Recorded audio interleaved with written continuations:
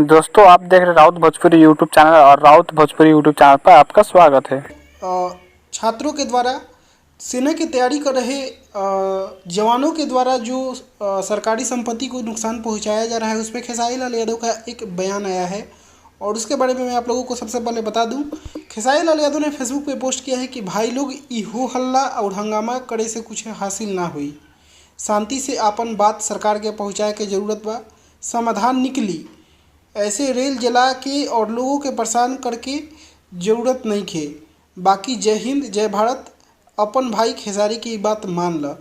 दोस्तों आप लोगों से खेसारी लाल यादव ने रिक्वेस्ट किया है कि आप लोग रेल और ये आम जनजीवन को अस्त व्यस्त करके आप लोगों को कुछ हासिल नहीं होने वाला है। सरकार तक एक लहजे से बात पहुंचानी है, ऐसा खेसारी लाल यादव ने आप लोगों से निवेदन किया है।